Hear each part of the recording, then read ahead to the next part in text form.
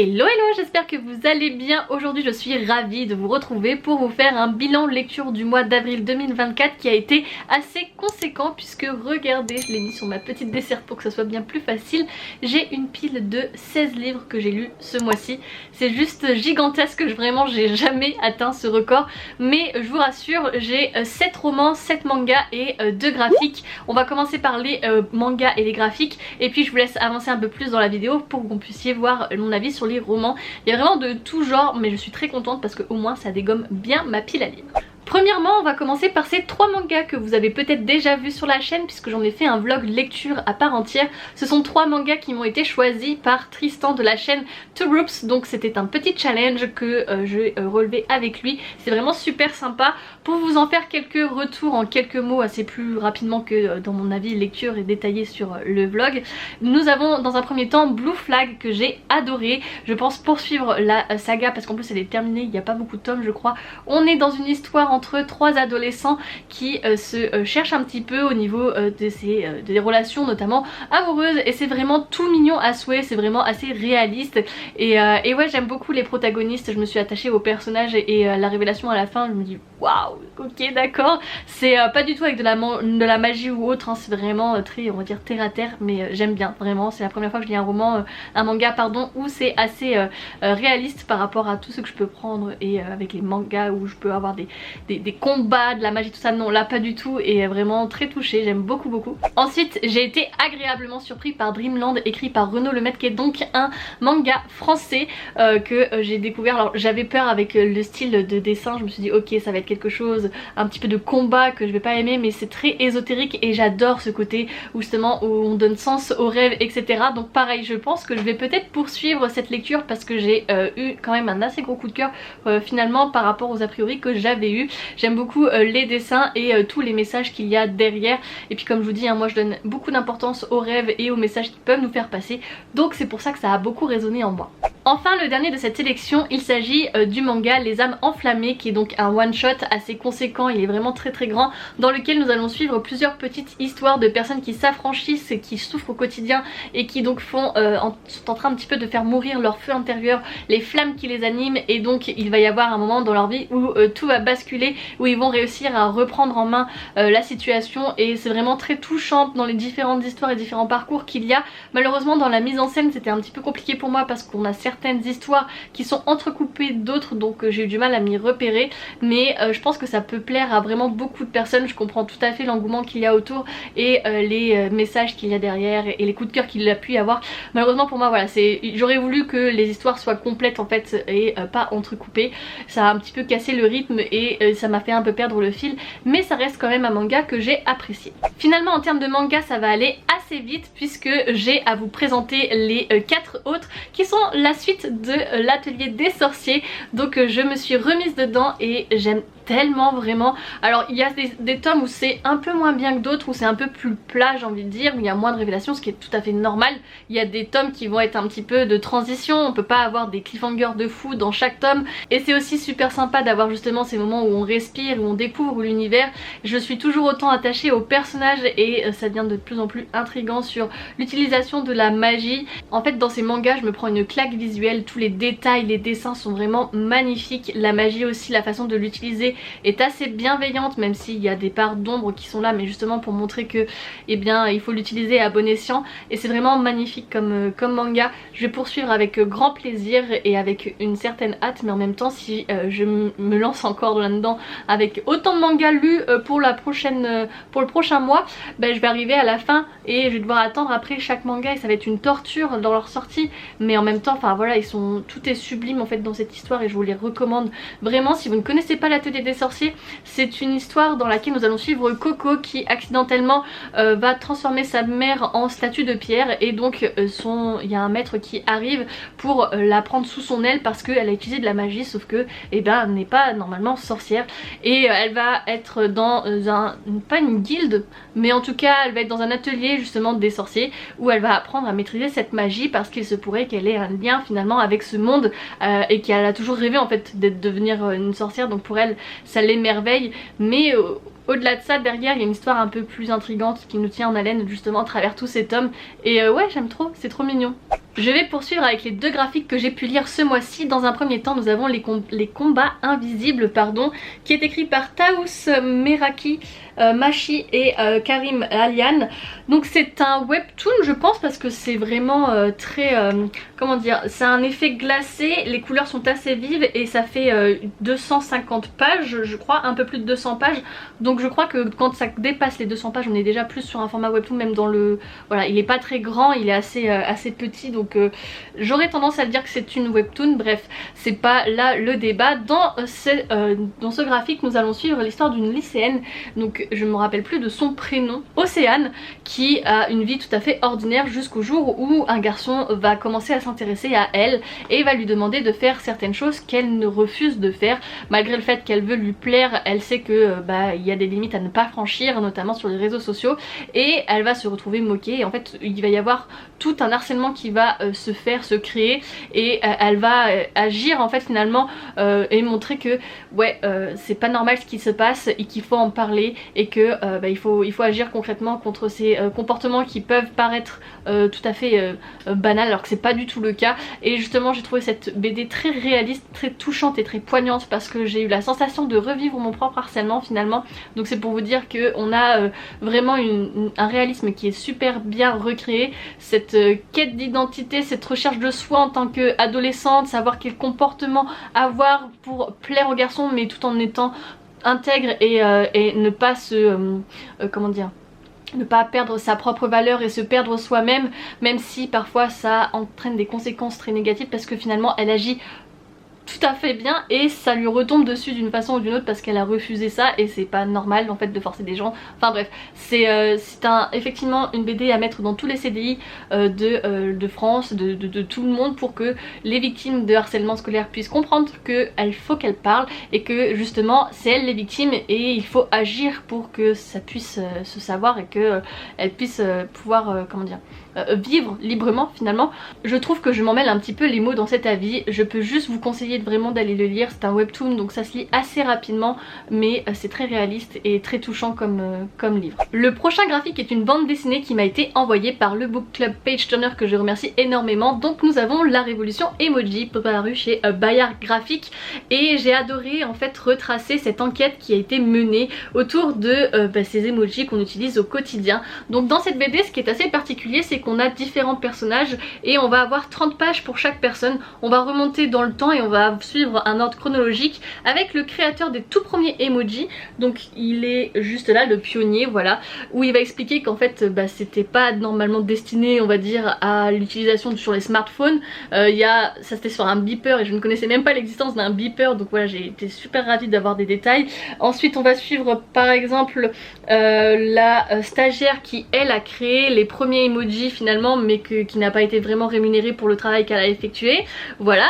Ensuite on a un juriste qui nous dit que les emojis peuvent vous envoyer en prison, dans un message peuvent servir de pièce à conviction ou pas, enfin voilà. En tout cas c'est super sympa de retracer toute cette enquête qui a été menée et ces dessins qui sont vraiment sublimes. On a vraiment une mise en page assez aérée. Vous voyez par exemple là c'est le premier chapitre, enfin la première page du chapitre sur l'activiste, et ensuite donc nous allons avoir une mise en scène où on a cette journaliste qui mène une enquête et qui va rencontrer ces différentes personnes qui vont témoigner pour justement montrer les évolutions et leur rôle dans toute cette chaîne qui nous dépasse aujourd'hui, parce que vraiment on les utilise au quotidien mais on soupçonne pas finalement qui les a créés, dans quel but, etc., que ça répond à certains critères, certains codes, etc. J'ai trouvé que c'était très intéressant, très instructif, et je pense que de moi-même je n'y serais pas allée, alors que c'est vraiment quelque chose qu'on utilise au quotidien, et vraiment j'étais très contente de découvrir cet envers du décor. Nous arrivons au roman. Alors je vais commencer par le premier que je n'ai pas avec moi parce que je l'avais emprunté à la médiathèque. C'était sur le thème des titres à rallonge, et donc j'ai emprunté Ta deuxième vie commence quand tu comprends que tu n'en as qu'une, si je ne me trompe pas, et c'était un roman de développement personnel. Alors quand j'ai vu les avis sur Goodreads, j'ai été vraiment assez surprise parce que c'était vraiment très critiqué, mais je pense que les personnes n'ont pas pris en fait de recul par rapport à ce roman. Alors dans cette histoire nous allons suivre une jeune femme qui est un petit peu surmenée par sa vie au quotidien et qui se retrouve à avoir un accident de voiture et va devoir demander de l'aide à des personnes qui se trouvent à proximité. Donc en demandant de l'aide à la personne, finalement elle se rend compte qu'elle en a gros sur la patate et elle vide un petit peu son sac. Et donc la personne en face d'elle lui répond qu'il est routinologue et qu'elle souffre donc de la routine et qu'il faut justement rompre tous ces mécanismes négatifs qui font qu'on perçoit la vie de façon très pessimiste. Et donc elle va suivre différents ateliers que va lui proposer cette personne au cours de sa vie pour essayer de montrer un petit peu le positif au quotidien. Voilà, faire attention à quelques détails, ne pas d'avoir de moins en moins de comportements répétitifs mais des choses plus agréable. Enfin, moi-même j'ai été assez surprise de mettre en méthode les différentes choses qui ont été évoquées. Et donc on a ce roman finalement feel good je trouve, où on va avoir quelques pointes de développement personnel assez légères. C'est pas vraiment du développement personnel comme on pourrait s'y attendre dans un livre dédié comme j'ai pu avoir l'habitude, par exemple où on va avoir des méthodes, des exercices à appliquer soi-même. Là c'est plutôt une réflexion générale sur le sens de tout ça, et ça a fait beaucoup écho en moi finalement cette histoire. Je me suis retrouvée en cette jeune fille et oui, c'était une très belle lecture, c'était très agréable, j'ai vraiment passé un très bon moment de lecture. On poursuit avec le roman que j'ai terminé je crois le 1er avril. Il s'agit du tome 5 de Aki Shimazaki, Le poids des secrets, et donc là c'est Otaru que j'ai apprécié, alors un peu moins que les autres, mais j'aime toujours autant la plume de Aki Shimazaki. Elle est vraiment très poétique, très belle. Alors du coup je voulais vous en reparler pour vraiment vous convaincre d'acheter et d'aller lire, ou peut-être d'emprunter, mais d'aller lire cette autrice, parce que elle nous transporte dans une culture en l'espace de quelques pages. C'est assez particulier comme style d'écriture, assez simple, ça se lit très vite et en même temps on est touché. Enfin c'est vraiment très très beau. Elle nous envoûte finalement d'une certaine façon, et oui, donc je suis contente d'avoir terminé cette saga, mais en même temps je sais que c'est une valeur sûre vers laquelle je me retournerai très certainement, surtout que là je viens de tout terminer et que peut-être qu'en relisant j'aurai un autre point de vue parce que je connais un peu plus de détails sur d'autres personnages, donc ça pourrait être sympa aussi en relecture, surtout que ça se lit très vite. Donc voilà, c'est un gros coup de cœur encore une fois. J'aime beaucoup cette autrice et il faut que j'approfondisse ses autres écrits. On va poursuivre sur cet ordre chronologique pour les romans, ce sera plus simple pour moi, j'arrive pas trop à les classer ce mois-ci. Bref, j'ai commencé le mois d'avril par la lecture commune du Discord et il s'agit donc du Prince Cruel, écrit par Holly Black. Il était temps que je découvre cette saga qui en a fait tant parler sur les réseaux sociaux. Alors j'aime beaucoup l'univers, on est dans un univers de fantasy où des jeunes filles sont... alors le prologue il est ultra violent d'un coup, genre on a vraiment cette mise en scène où ses parents, enfin leurs parents parce qu'elles sont 3, se font agresser et se font tuer devant leurs yeux, et elles vont devoir vivre avec les personnes enfin le tueur en fait, puisque c'est un faé et que leur mère était la femme de ce faé mais elle s'était enfuie avec ses filles. Donc lui les a retrouvées, donc il a zigouillé les parents et il a récupéré les filles. Ouais, très violent, donc ça met direct dans le bain, on se dit oula, où est-ce que j'ai atterri? Et finalement après on suit donc l'histoire d'une de ces 3 filles, donc c'est Jude qui n'est pas faé, il n'y a que la grande sœur qui est donc une demi-faé ou une faé totale, je sais plus. Et donc elle n'est pas du tout, elle n'a pas de pouvoir magique, mais elle évolue dans cet univers et elle essaye de trouver sa place parce qu'elle se fait un petit peu persécuter étant donné que c'est une humaine, et il va y avoir des retournements de situation, des complots de cours etc. que je n'y attendais pas. Je trouve que déjà l'atmosphère et l'univers est vraiment très beau, très poétique. J'ai beaucoup aimé me plonger dans cet univers où on a des faées et des créatures mystiques magnifique, sublime. J'ai pas trop aimé par contre le harcèlement qu'elle peut subir, mais en tout cas j'aime beaucoup sa détermination. Elle est un peu parfois pas naïve et bête, mais j'ai l'impression qu'elle est... c'est une adolescente en fait qui a une certaine façon de penser, qui est convaincue par ce qu'elle fait etc, et qui parfois elle peut paraître agaçante, mais je trouve que justement ça rajoute du réalisme. Et ouais, waouh quoi cette fin. Alors j'ai hâte du coup de découvrir la suite avec le tome 2 qui est donc en lecture commune pour le mois de mai. J'avais un peu de retard sur les sorties du mois précédent et évidemment je me suis empressée de lire le 3e tome donc de la saga The Prison Healer. Donc là on est sur The Blood Traitor, écrit par Lynette Noni. Oh là là, c'était la fin de cette saga du coup, mais qu'est-ce que j'ai adoré, j'ai passé un sublime moment, encore une fois beaucoup de choses qui se passent, vraiment c'était incroyable. Je crois que j'ai pas trop d'autres mots à vous dire parce que j'ai pas trop envie de vous spoiler, mais j'aime vraiment les protagonistes. Alors j'aurais aimé une autre fin. J'ai pas envie de vous spoiler, mais j'ai envie de dire que j'aurais voulu que ça soit un peu plus dramatique. Voilà, j'aurais voulu que ça soit plus pas réaliste mais ouais. On va passer dans le spoiler, on va le dire. Allez, je vous laisse passer au livre suivant pour ceux qui n'ont pas lu et qui veulent pas se faire spoiler. Mais pour cette fin, j'aurais aimé que finalement il y en ait un qui décède en fait. Enfin, là on a un retournement de situation à la fin où finalement on va avoir son... Comment il s'appelle déjà? Je mélange, c'est Caldon. Moi j'avais Kaol dans la tête mais c'est Keleana. Qui décède et qui revient après parce qu'en fait il était pas vraiment mort. Mais non, il aurait fallu juste justement le laisser mort, ça aurait été tellement plus réaliste et tout. Donc là j'ai l'impression que c'était un peu comme un Deus Ex Machina là. Mais sinon non, j'ai beaucoup aimé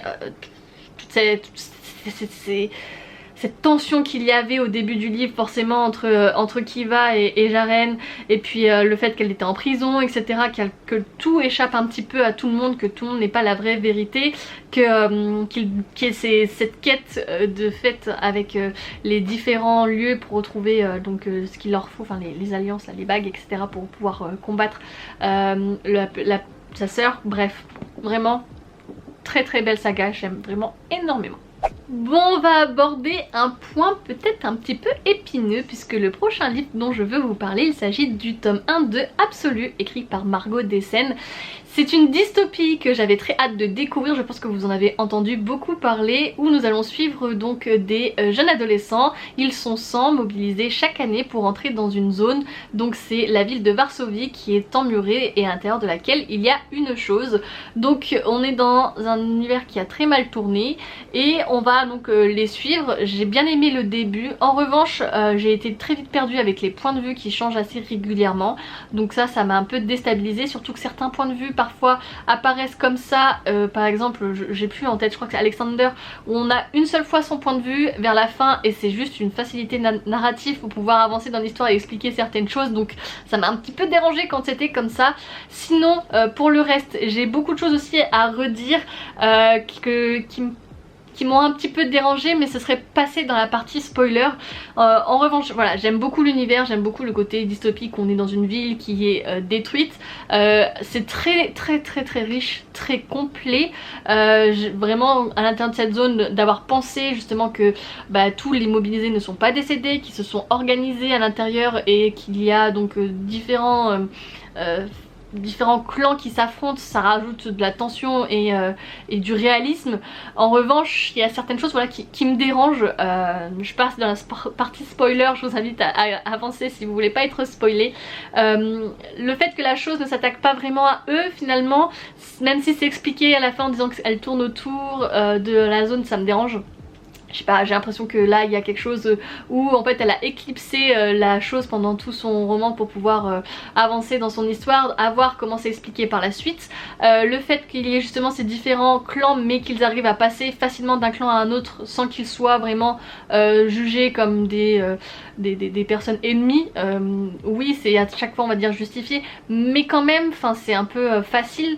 Il y a aussi le fait que Johanna, qui est l'une des personnages principales féminines, décède. Là j'ai même pas été trop émue finalement de son décès, mais ça m'a dérangée parce que c'était l'une sur laquelle je me sentais le plus en affinité, parce que on va dire que je m'identifiais le plus parce que finalement elle venait de l'extérieur et elle est rentrée dans la zone comme nous, et voilà, le fait qu'elle décède ça m'a déstabilisée également. Je me suis pas reconnue après dans les autres personnages féminins qui interviennent, mais on peut souligner aussi le fait qu'il y ait un personnage sourd, donc là on est quand même sur un point qui est assez positif à souligner. Enfin, dernier point qui me dérange un peu, mais il faudrait que j'en parle avec Margot pour un petit peu peut-être mieux comprendre, mais à la fin m'a énormément dérangé. Le fait qu'on gaze les mobilisés alors qu'on est sur des ruines justement où se sont passées des choses atroces pendant la Deuxième Guerre mondiale, je me dis mais pourquoi avoir choisi ce rappel si frappant? Moi je sais pas, je trouve que ça me choque un peu. J'ai pas vu de retour par rapport à ça. Est-ce que les personnes ont fait le lien ou pas? Surtout que je sais pas pourquoi elle a choisi la Pologne également.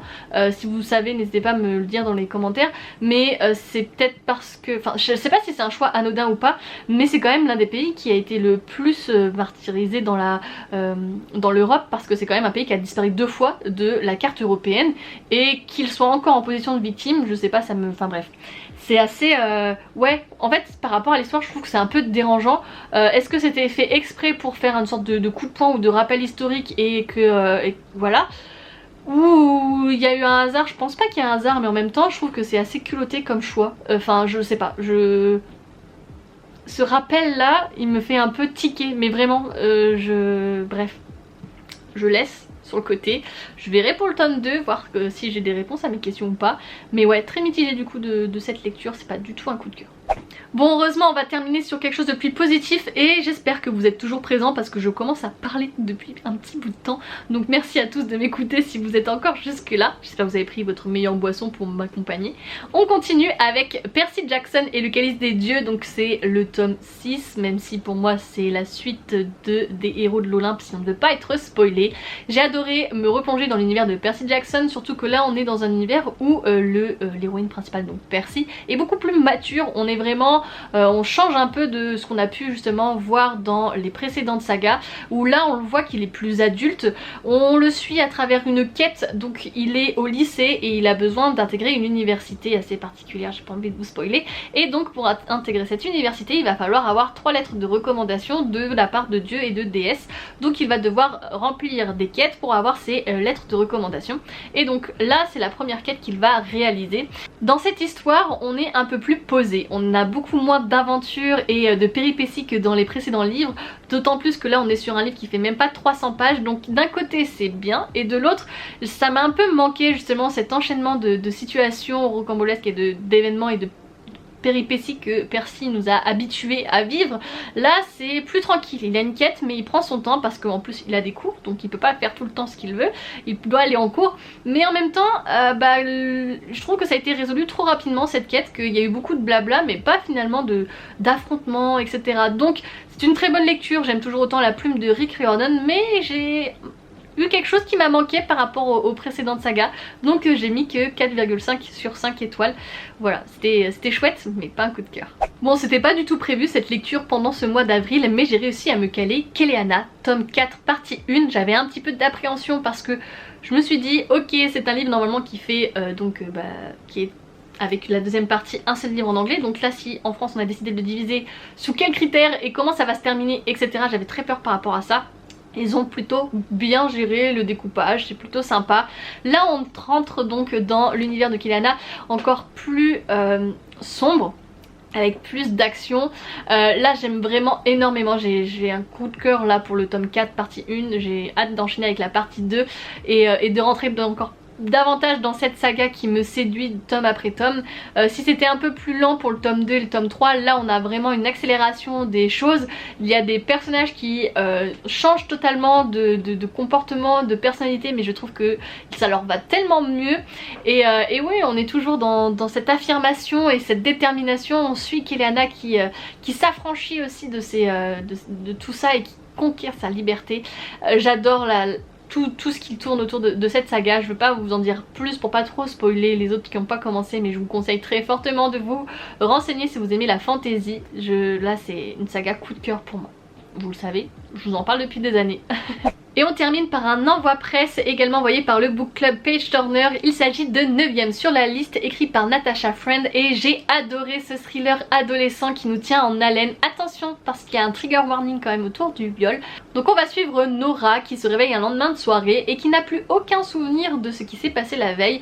Or elle est sur un terrain de golf à moitié dévêtue, donc forcément ça pose des questions. Cam, donc sa meilleure amie, elle va l'aider et ne compte pas en rester là parce que Nora veut faire semblant que rien ne s'est passé parce qu'elle a beaucoup peur du regard de ses parents etc.